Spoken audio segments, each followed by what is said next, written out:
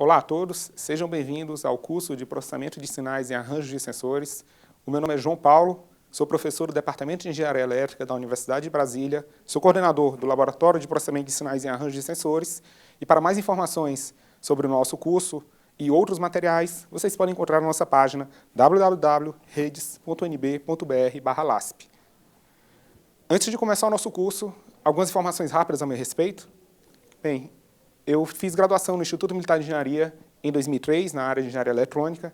Em seguida, fiz um mestrado na Universidade de Brasília, na área de Engenharia Elétrica, em 2006. Fiz doutorado na Universidade Técnica de Ilmenau, em 2010. E fui professor visitante na Universidade Técnica de Munique, em 2011. E também fiz pós-doutorado na Universidade de Harvard, em 2012.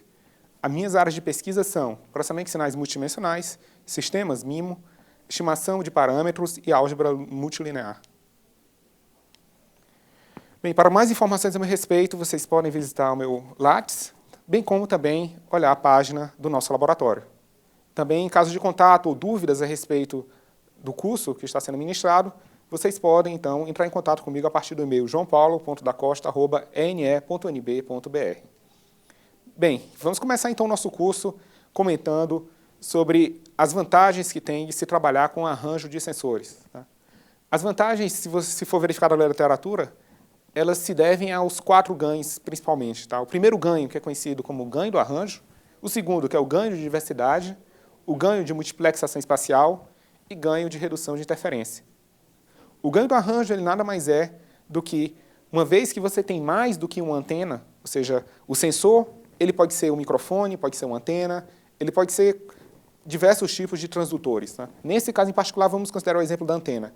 Então, o ganho do arranjo, nesse caso, ele seria igual, numericamente igual ao número de antenas que a gente tem nesse diagrama. Tá? Ou seja, no receptor, o ganho do arranjo seria igual a 3, e no transmissor também o ganho do arranjo seria igual a 3. Ou seja, um sinal recebido nesse receptor, em cada antena, se ele for superposto, ele vai dar uma amplitude 3 vezes maior do que se estivesse sendo utilizada apenas uma única antena. Tá?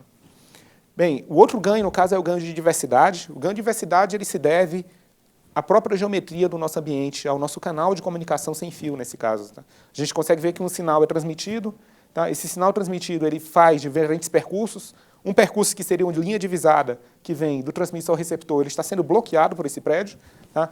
Mas a gente possui outros percursos, tá? Esses 2 percursos aqui, que são devido às reflexões dessas árvores e desse prédio aqui.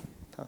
Então, no ganho de diversidade, o que a gente teria é, a gente transmitiria a mesma informação por esses 2 percursos, de tal forma que a amplitude do sinal recebido vai ser, no caso, 2 vezes maior, ou proporcionalmente maior do que a de um único percurso, tá? Ok? Tendo em vista que a gente possui mais informações do que se tivesse apenas um único percurso. Tá? A grande vantagem também do ganho de diversidade é que, se por algum motivo um dos canais aqui for bloqueado, um dos percursos for bloqueado, tá? A gente ainda consegue manter a comunicação pelo outro percurso. Tá? Bem, um outro ganho também muito importante nessa área de arranjo de sensores é conhecido como o ganho de multiplexação espacial. Tá? O ganho de multiplexação espacial, diferentemente do ganho de diversidade, ele utiliza os diferentes percursos para transmitir informações diferentes. Tá? É claro que se um desses percursos aqui for bloqueado, a gente não consegue mais transmitir aquela informação que era diferente. Tá? Mas, por outro lado, a gente pode ter uma taxa maior de transmissão, uma vez que a gente transmite informações diferentes por diferentes percursos. E, por fim, uma outra grande vantagem da área de arranjo de sensores é o ganho de redução de interferência. Tá? É até estranho esse ganho de redução, tá? Mas a ideia é que você vai bloquear algum usuário que esteja interferindo no seu canal de comunicação.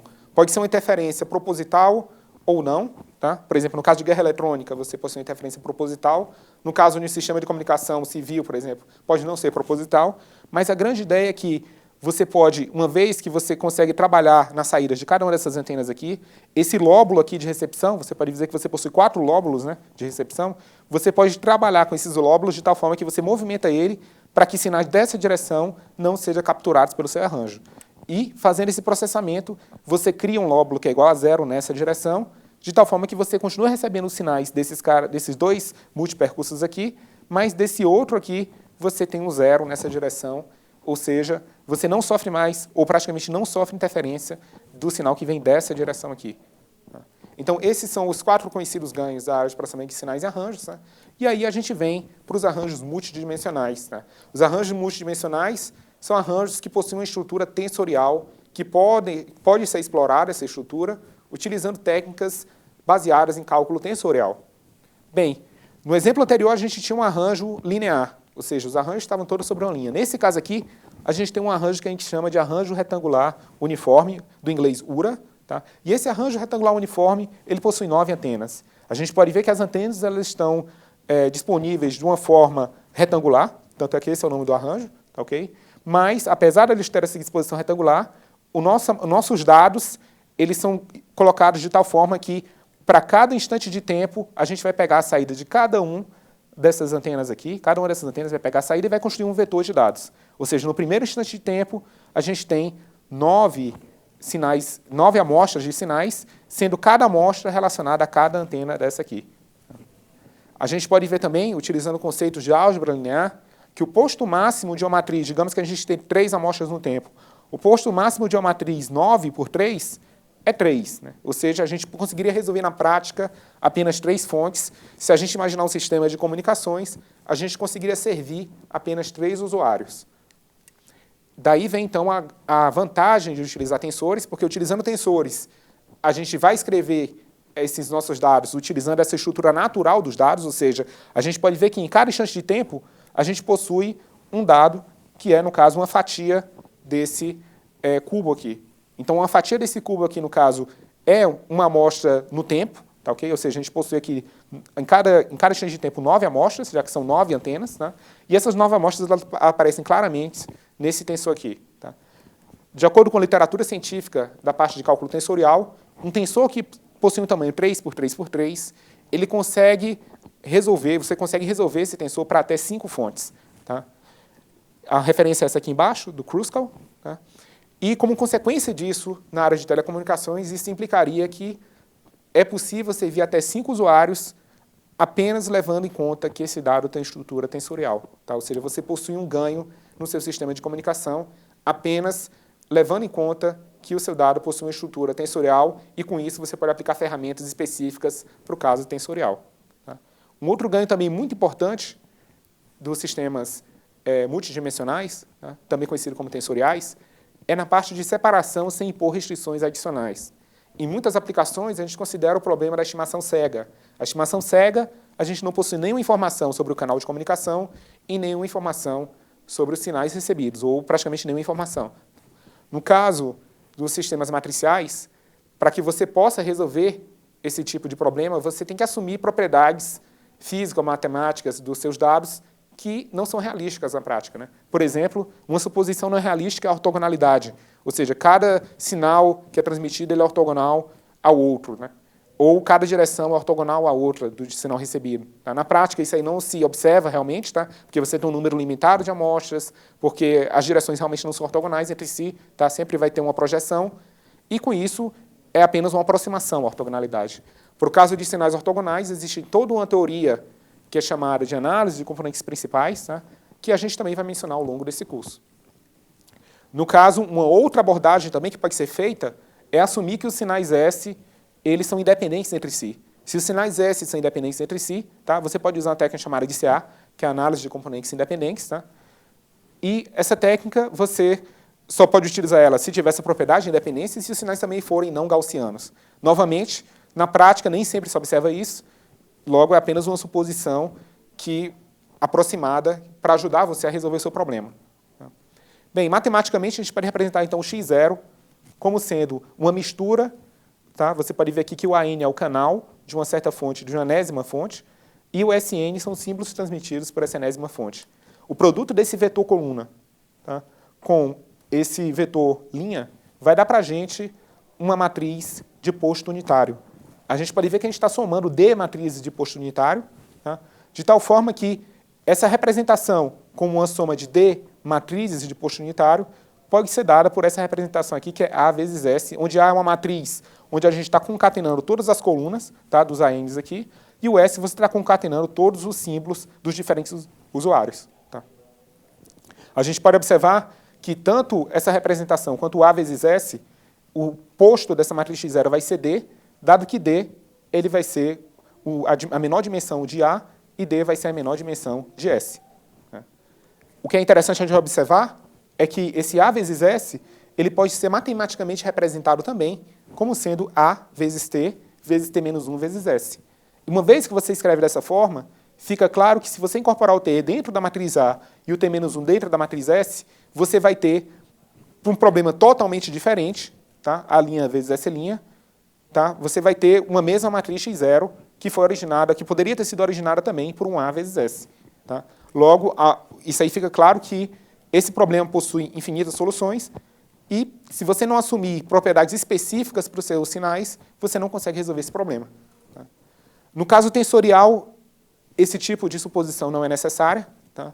Uma vez que você consegue separar sinais tensoriais, digamos que o sinal tensorial possui uma estrutura chamada de Parafac, que é análise de fatores paralelos, tá, ok? A estrutura Parafac é dada por essa representação aqui, onde a gente tem um produto externo entre 3 vetores. Tá? O produto externo desses 3 vetores vai dar para a gente um tensor de posto unitário. Esse tensor de posto unitário, você pode somar ele com outros tensores de posto unitário, de tal forma que o posto do tensor X0 ele vai ser igual a D. Né? No caso em particular do modelo Parafac, apenas a estrutura em particular do dado já permite que você resolva o problema sem fazer qualquer tipo de exposição deste tipo. É interessante também notar que existe na literatura científica também operadores próprios desse tipo de modelo. Tá? No caso, por exemplo, a gente tem uma representação desse mesmo tensor X0 utilizando uma soma de produtos externos, de vetores, ou o mesmo tensor X0 como sendo igual a um tensor unitário, produto no modo 1 por uma matriz A1, produto no modo 2 pela matriz A2 e produto no modo 3 pela matriz S transposta, né? Que é dado por essa representação aqui geométrica.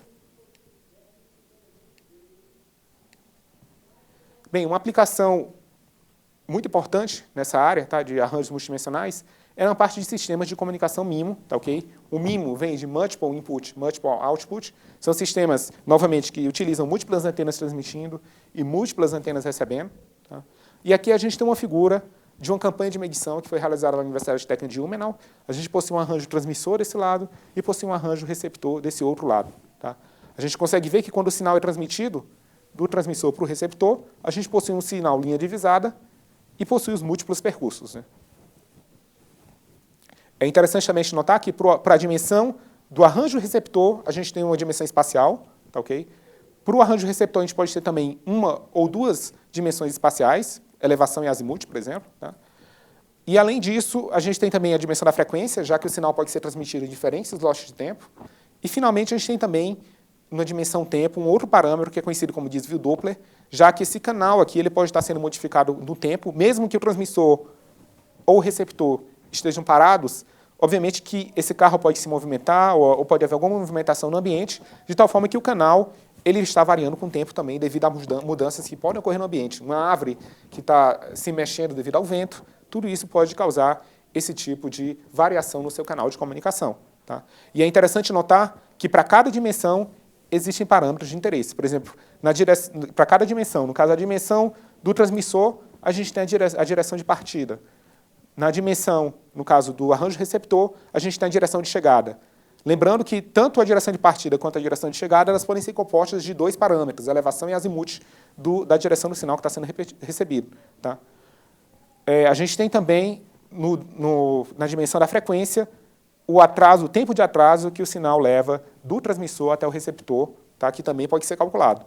E, por fim, também a gente pode calcular essa variação desse canal de comunicação utilizando esse desvio Doppler. Então, para cada dimensão, a gente consegue mapear certos parâmetros. Uma outra aplicação também interessante dessa área de arranjo de sensores, que está sendo utilizada em vários centros de pesquisa do mundo, como, por exemplo, o Centro Aeroespacial Alemão, é na área de receptores GNSS, tá? Que são os receptores tipo do GPS ou de outras empresas também de navegação. Tá? Então, no caso do receptor GNSS, tá? Que é o Global Navigation Satellite System, a gente tem, então, um sinal que é recebido linha divisada do satélite, mas é claro que se a gente estiver no ambiente urbano ou até mesmo no ambiente rural, devido às árvores, plantações, a gente pode ter os multipercursos, ou seja, reflexões que ocorrem no ambiente devido à geometria do ambiente, de tal forma que o sinal linha divisada ele vai sofrer interferência dessas reflexões e aí a gente vai ter um erro no exato posicionamento desse receptor de GNSS. Tá? Uma forma de resolver isso é utilizando arranjo de sensores juntamente ou dentro desse receptor GNSS. Tá? Uma outra aplicação também importante é na parte de jammers e spoofers. Tá? Então, é muito comum hoje, tá? Pessoas tentarem burlar os receptores de NSS utilizando o jammer, por exemplo. O jammer é um emissor de interferência, ou seja, ele gera um ruído numa potência extremamente alta, de tal forma que o sinal do satélite ele vai ser tão baixo ou tão fraco que você não consegue mais saber o seu posicionamento. Tá? Então, uma forma também de bloquear o efeito desse jammer é utilizando arranjo de antenas nesse receptor, de tal forma que você cria um lóbulo que vai deixar passar apenas o sinal do satélite, tá, para o seu receptor GNSS. Tá? Um outro dispositivo também que é encontrado hoje no mercado é o spoofer. Tá? O spoofer, diferentemente do jammer, a ideia dele é você gerar um sinal de satélite para enganar o seu receptor GNSS, de tal forma que o seu receptor de GNSS vai indicar uma posição que é diferente daquela que você está. Bem, qual seria o interesse ou as aplicações de alguém querer burlar esse sistema? Por exemplo, o pessoal que trabalha com carga, caminhoneiros, né, eles costumam, por exemplo, eles podem utilizar um jammer, por exemplo, para esconder a localização dele, uma vez que o veículo ou a carga pode estar sendo rastreada em tempo real, ou seja, o receptor dentro do caminhão, ele vai localizar a posição do caminhão e vai transmitir através de um sistema de comunicação para uma base que vai dizer, ok, o caminhão, a carga está naquela posição, naquele instante de tempo. Né? Uma outra aplicação também, no caso do spoofer, é na área de pesca. Tá? Então, por exemplo, o pessoal que trabalha nessa área de pesca em vários países, Austrália, Noruega, esses pescadores eles têm interesse, às vezes, em pescar em áreas de proteção ambiental, já que eles vão ter um maior desempenho em termos de pesca, mas, por outro lado, eles são proibidos de pescar nessas áreas, né, pelo impacto ambiental em si. O que eles fazem? Eles compram um spoofer, conectam no barco e eles indicam para o guarda costeiro, em tempo real, uma posição falsa a fim de realizar a pesca deles. Né. Uma outra também aplicação maligna ou maliciosa desse tipo de sistema spoofer seria, por exemplo, na tornozeleira eletrônica. Né? Então, você pode indicar uma posição falsa para a tornozeleira e transmitir essa informação para a Polícia Federal, e aí o criminoso vai estar em outro lugar diferente daquele que era o previsto para ele estar, já que ele está cumprindo a pena. Né? Então, enfim, uma outra aplicação no caso desse tipo de problema aqui, do multipercurso, seria na parte de agricultura de precisão, né? Já que eles possuem uma necessidade importante de saber a posição exata onde está sendo aplicado o fertilizante, onde está sendo medido informações sobre umidade, temperatura na sua plantação. Enfim, então é importante uma precisão muito grande e esse multipercurso aqui ele atrapalha nessa precisão. Tá? Então existem diversas aplicações de arranjo de sensores na área de sistemas GNSS. Bem, apesar de arranjo de sensores dar essa ideia para a gente que sempre vão haver sensores espalhados na região, as aplicações também podem ser utilizadas na área de mineração de dados. Por exemplo, aqui a gente tem um exemplo de uma folha de pagamento, não da folha de pagamento, mas a gente tem um exemplo aqui da distribuição de rendimento bruto e descontos de diferentes folhas de pagamento de servidores públicos, tá, do Ministério do Planejamento.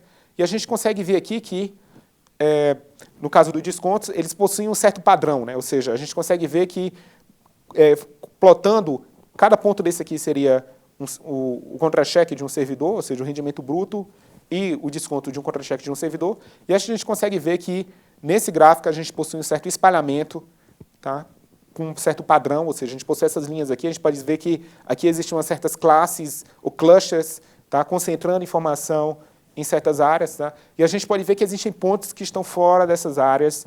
Tá, então, você pode aplicar técnicas de mineração de dados para que você possa localizar esses pontos aqui que estão fora desse padrão. Tá? A gente consegue ver que a gente possui aqui, no caso, também múltiplas dimensões no nosso dado, e por isso a gente pode também tentar aplicar técnicas de processamento de sinais e arranjo de sensores. Uma outra aplicação também muito importante é na área de redes de computadores, na parte de detecção de tráfego malicioso. Então, aqui a gente tem um exemplo, no caso de uma rede de computadores. Tá? Então, essa rede operacional ela possui esses firewalls aqui, que estão conectando ela na internet em seguida, e entre esses firewalls a gente tem um honeypot, tá? Possui um servidor FTP, servidor web e um servidor DNS. O honeypot ele é nada mais do que uma isca que é conectada na rede, de tal forma que no momento que um hacker invade essa rede, ele vai ver que esse computador é o mais fácil de ser atacado e vai direto para ele. Isso dá tempo para que o administrador da rede possa detectar esse ataque. E, além disso, uma vez que você não tem nenhuma aplicação sendo rodada no honeypot, você pode estudar melhor o comportamento desse ataque, porque o honeypot não tem nenhuma aplicação. Então, o único tráfego dele ou é broadcast, que vem dos outros servidores, ou é ataque. Apenas isso. Então, novamente, você pode utilizar técnicas de processamento de sinais em cima desse honeypot para você extrair padrões e, com isso, você conseguir detectar um ataque, mesmo que não seja num tipo de num honeypot, ou seja, em outro servidor, ou seja, você consegue estudar esses padrões dos ataques. Uma outra área também muito importante, atualmente, é na parte de sistemas de potência. Tá? Então, no caso de sistema de potência, a gente possui, então, aqui uma geração hidrelétrica de energia elétrica que vem sendo transmitida por esses torres de transmissão. Tá? E essas torres de transmissão elas estão conectadas a uma subestação. Tá? A subestação ela pode levar para uma outra subestação, que vai para um bairro residencial. Ela pode estar conectada, por exemplo, à indústria. Tá? E é importante a gente notar que existem operadores que ficam observando o tráfego dessa rede aqui em tempo real para ver se a rede está instável e o comportamento dessa rede elétrica. Tá? Além disso, observando o tráfego dessa rede, é possível que a gente consiga definir novos pontos para construir subestações. A gente consegue definir também onde é que é importante investir em microgeração. Será que é melhor construir uma nova subestação numa certa região da cidade? Ou será que é melhor comprar painéis solares para a gente não ter que levar toda essa energia elétrica com transmissores, torres de transmissão até aquele ponto da cidade? Né? Então, existe uma série de perguntas que as pessoas que trabalham na parte de geração de energia elétrica, transmissão e distribuição precisam responder. E se lançando de dados numéricos da demanda energética, é possível fazer uma predição daqui a alguns anos, onde é que eu construo a subestação, invisto em que tipo de microgeração e assim por diante. Bem, além da parte de planejamento energético, existem também várias outras áreas de pesquisa hoje em dia, na parte de geração de energia elétrica usando radiofrequência, usando até em guias elétricas. Uma outra aplicação também muito importante da área de processamento de sinais em arranjo de sensores é na parte de separação de sinais de áudio. Tá? Então, por exemplo, TVs inteligentes, Smart TVs, né, elas utilizam, por exemplo, sistemas para separar o som da pessoa que está ordenando a TV, ou seja, o usuário da TV, do som que a própria TV gera e é refletido na parede e volta para a TV. Né? Então, é importante você ter sistemas que consigam separar sinais, por exemplo, digamos que você está conversando, você tem um sistema aqui que vai separar o sinal de uma ordem de um usuário de outros fontes de som que existem no ambiente, como rádio, TV e outros dispositivos que geram som também, mas esses sons aqui não são de interesse desse sistema, porque, por exemplo, ele quer capturar o som desse usuário que está dando uma certa ordem.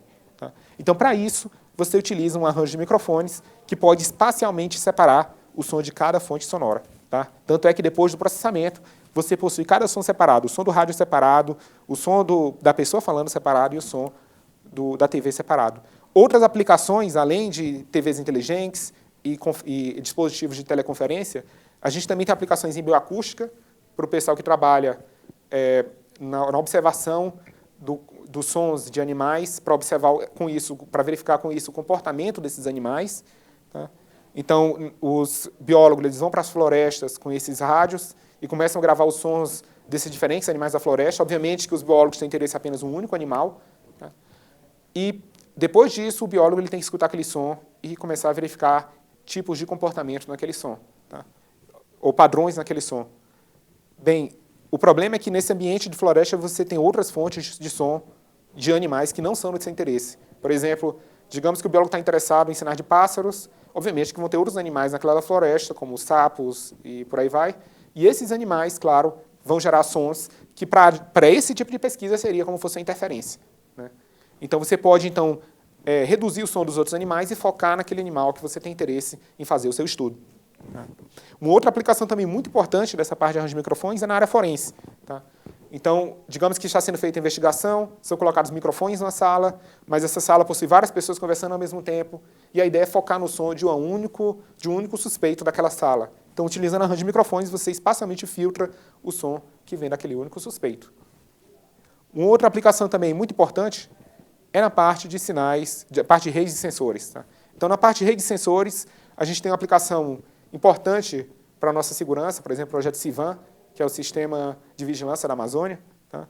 No caso do CIVAN, um dos approaches que estão previstos, no caso, é a distribuição de sensores ao longo da floresta, de tal forma que esses sensores vão detectar informações, por exemplo, de traficantes que estão atravessando a floresta, ou até mesmo informações importantes do ecossistema, variações de temperatura, animais que estão se deslocando. Você pode capturar informações desse tipo nessa rede de sensores e você vai transmitindo de sensor para sensor essa informação até chegar na sua base.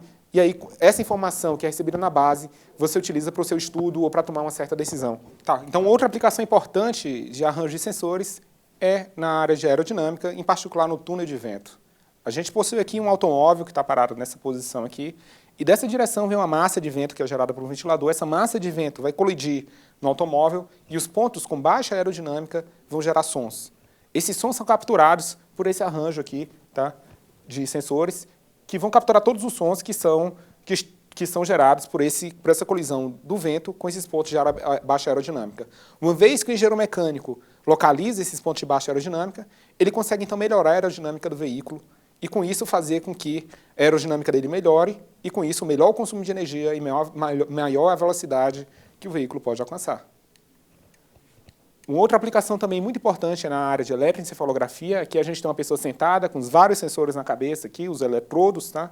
E esses eletrodos estão conectados a um computador, tá? Com um certo software específico para fazer o tratamento desses sinais recebidos, tá? Então, os sinais são esses aqui, os sinais recebidos, tá? A gente possui, para cada eletrodo, a gente possui um canal de comunicação, a gente chama de canal de comunicação para cada eletrodo desse cara aqui. Então, são vários canais, são vários eletrodos, e é claro que em cada instante de tempo a gente vai coletando amostras desses sinais elétricos que são capturados. Esses sinais elétricos, a gente pode fazer o que a gente chama de análise em tempo-frequência, ou seja, aqui a gente possui um sinal de apenas duas dimensões, que seriam os eletrodos e o tempo. Após fazer a análise em tempo-frequência, a gente transforma um dado matricial num dado tensorial, ou seja, um tensor de ordem 3, nesse caso, tá? Onde a gente possui a dimensão de frequência, tempo e a dimensão do canal. E uma vez que a gente tem um dado tensorial, a gente pode aplicar técnicas tensoriais, que foram o que a gente mencionou anteriormente, e essas técnicas a gente consegue separar em diferentes componentes, por exemplo, localizando um certo grupo de neurônios que está ativado numa área e se desloca para outra área, por exemplo, né? Então, esse comportamento desse grupo de neurônios ativado pode significar, por exemplo, que uma pessoa levantou o braço, ou pode significar também uma prévia de um ataque de epilepsia, por exemplo. Então, essa área aqui de eletroencefalografia também é uma área muito importante, né? É uma aplicação muito importante de processamento de sinais em arranjos de sensores. Tá? Aqui a gente tem, por exemplo, os padrões que são para cada componente que foram capturados.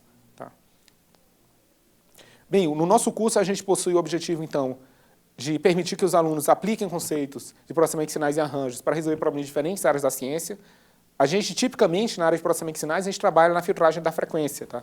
Ou seja, vai ter um sinal de uma única antena ou de um único microfone, vai passar para o domínio da frequência, você vai aplicar um filtro para selecionar apenas aquela faixa de frequência de interesse, por exemplo, uma voz de uma pessoa, um instrumento.